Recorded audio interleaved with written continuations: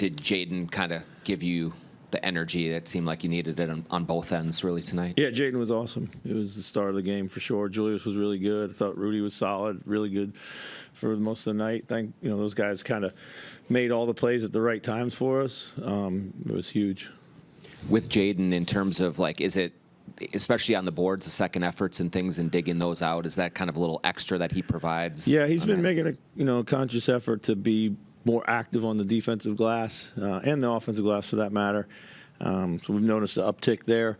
He just going. He had eight defensive rebounds tonight, which was good to see. So offensively, a struggle. What did you see there ugly. that was not working, and how do you kind of breathe some life into that? It's just, I think when you're off for as long as we've been off, you're never going to have a pretty offensive night. I think that's a starter. Just a lot of switching bogged us down at times. Julius was able to bully his way to some spots, which was good. I thought we were over-penetrated and tried to do too much at the rim against Anthony. I thought, there was some easy kickouts. But again, when we had some good looks, we struggled to connect from outside. So, with the switching and the other team's heavy gap help against Ant, what do you want that to look like? I'd like him to go quick and make the right pass if there's 2 or 3 on him. So, he's got to get to the move quicker. It's too many bounces going nowhere.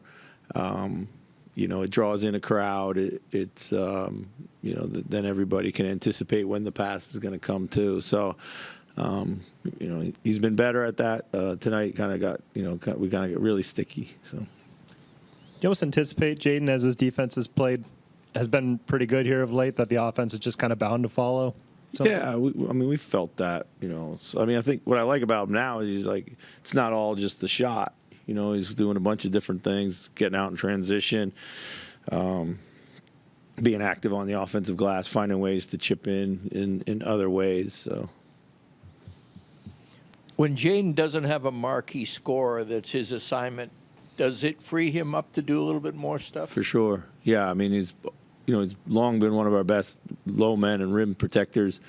Getting them there is not always easy, given other matchup priorities that we have. But for sure, he had that big block tonight from down there, and of course he's going to rebound better when he's down there. And 5 steals, that doesn't usually happen if he's on the ball. Right. Yeah. Exactly. Yeah. So. We've often said over the years that Jaden's offensive output and his scoring tends to be kind of a barometer for ball movement, but on a night when you didn't have a great ball movement, he still manages to get 18 points. Yep. What about his game tonight or of late has maybe enabled him to not be so dependent on your ball movement? Yeah, I think he's got a few in transition. We've been trying to stress that. He's been the beneficiary of it. Some of it was off steals, some of it was just kick-aheads. Did a good job there, and I thought he did, stayed patient in the offense, and made a couple shots. All the shots he took, I thought looked good when he left his hand from 3. So, but yeah, just timely plays.